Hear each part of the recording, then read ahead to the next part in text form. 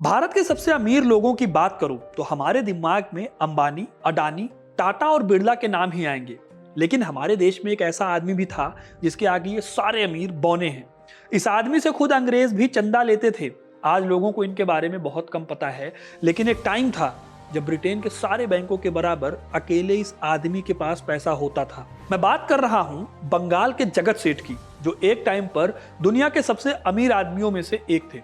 अब ज्यादातर लोगों को लगता है कि जगत सेठ किसी आदमी का नाम है, लेकिन ऐसा नहीं है। ये दरअसल एक ओहदा है। तो सवाल आता है कि कौन थे ये जगत सेठ, क्या करते थे, कहां से आए थे। आज की इस वीडियो में हम जगत सेठ के इतिहास के बारे में ही जानेंगे, क्योंकि उनकी एक गलती की वजह से ही भारत में अंग्रेज अपनी जगह बना पाए। इसी गलती की वजह से ही जगत सेठ को गद्दार भी कहा जाता है।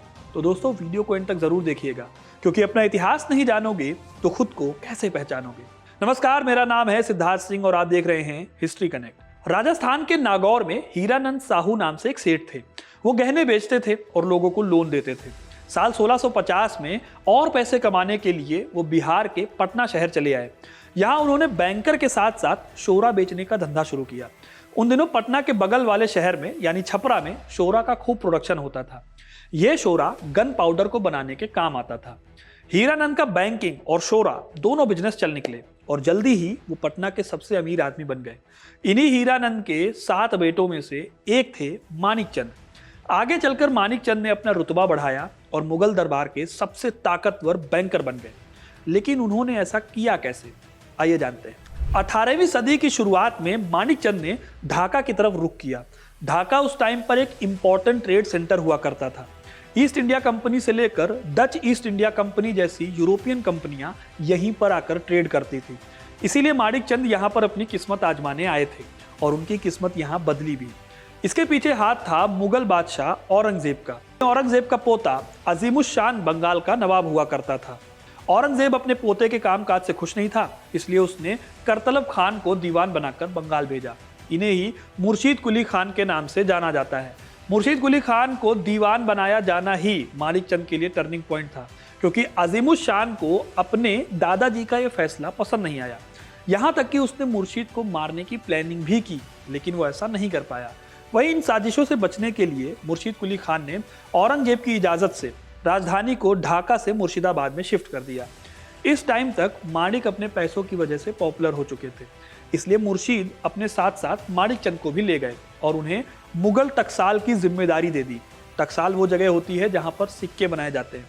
आगे चलकर मुर्शीद कुली खान बंगाल के नवाब भी बन गए।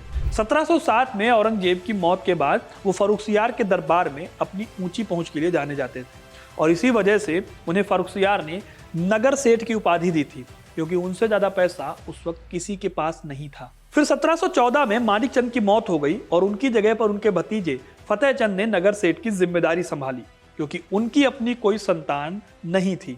अब जब फतेहचंद नगर सेठ बने तो उसके कुछ सालों में ही फर्रुखसियार से मुगल गद्दी छिन गई और मोहम्मद शाह रंगीला नए मुगल बादशाह बने। इस दौर में मुगल ताकत कमजोर हो रही थी और ईस्ट इंडिया कंपनी भारत में अपने पांव पसार रही थी। इस टाइम का फतेहचंद ने खूब फायदा उठाया। इन्होंने बंगाल, उड़ीसा और बिहार की रियासतों को उधार दिए ताकि टाइम पर मुगलों को टैक्स वाले पैसे चुकाए जा सके। यहां तक कि अंग्रेजों ने भी फतेहचंद से पैसे उधार लिए और बहुत सारे कीमती मेटल्स खरीदे। उनकी इस अमीरी के चलते ही मोहम्मद शाह रंगीला ने उन्हें जगत सेठ का ओहदा दिया था।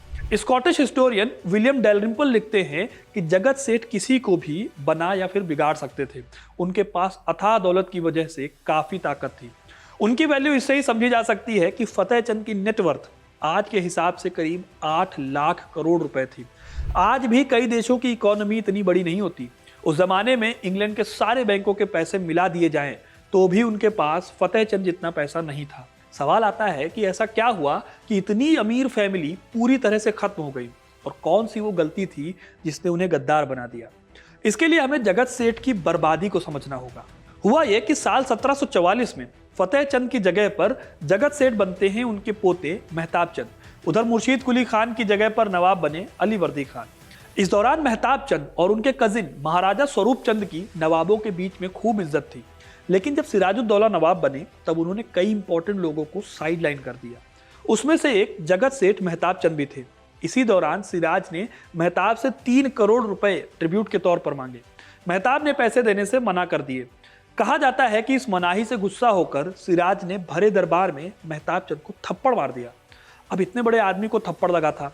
जगत सेठ इतने अमीर थे कि एक झटके में बंगाल का फैसला कर सकते थे। इस बेइज्जती के बाद उन्होंने वही किया जो उनके हाथ में था। उन्होंने सिराज के खिलाफ रॉबर्ट क्लाइव से हाथ मिला लिया। क्लाइव भी इसी मौके के इंतजार में था, क्योंकि सिराजुद्दौला उनके लिए भी दिक्कतें खड़ी कर रहा था। कहा जाता है कि इस लड़ाई में मेहताब चंद ने अंग्रेजों को 28 लाख रुपए दिए थे और सैनिकों को पैसे देने के लिए 1,10,000 रुपए दिए थे। इस तरह से मीर जाफर को नवाब बनाने का ऑफर देकर जगत सेठ और अंग्रेजों ने मिलकर प्लासी की लड़ाई जीत ली और सिराज की हत्या कर दी और मीर जाफर को नया नवाब बना दिया गया। हालांकि जगत सेठ का इरादा यह नहीं था कि अंग्रेजों को भारत की गद्दी मिल जाए, वो अपना पॉलिटिकल फ्यूचर बचाने में लगे थे। लेकिन इससे अंग्रेजों का भारत पर कब्जा करने का रास्ता जरूर तय हो गया था। मेहताब चंद को लगा था कि मीर जाफर के आने से उनकी पोजीशन पहले जैसी हो जाएगी, लेकिन दोस्तों ऐसा हुआ नहीं। वो बस एक कठपुतली नवाब थे। अंग्रेजों को भी उनसे खास फायदा मिल नहीं रहा था। इसीलिए 1760 में उन्होंने मीर जाफर को गद्दी से हटाया और मीर कासिम को नवाब बना दिया। इस दौरान अंग्रेजों ने जगत सेठ को भी साइडलाइन करना शुरू कर दिया था। अब नए नवाब बने मीर कासिम का मकसद दोबारा मुगल सत्ता को स्थापित करना था, इसलिए उनकी भी अंग्रेजों से बनी नहीं। इसका नतीजा निकला 1764 में हुई बक्सर की लड़ाई में। लेकिन मीर कासिम सिराज वाली गलती करना नहीं चाहते थे। उन्होंने लड़ाई से पहले ही सिराज के गद्दारों को ढूंढ ढूंढ कर मारना शुरू कर दिया। जाहिर है कि इस लिस्ट में मेहताब चंद का भी नाम था, इसीलिए उन्होंने बिना ये देखे कि वो दुनिया के सबसे अमीर लोगों में से एक है, उसके दम पर स्टेट का खर्चा चलता है, कासिम ने मेहताब चंद और उनके कजिन स्वरूप चंद को मरवाकर बिहार के मुंगेर किले से नीचे फेंकवा दिया।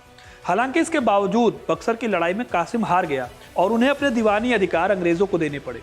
लेकिन इससे जगत सेठ का ओहदा जरूर खत्म हो गया, क्योंकि मेहताब चंद की मौत के बाद कुशल चंद को सेठ बनाया गया। लेकिन उनके अंदर वो पॉलिटिकल नॉलेज नहीं थी जो मेहताब चंद ने कई सालों की पॉलिटिक्स से कमाई थी।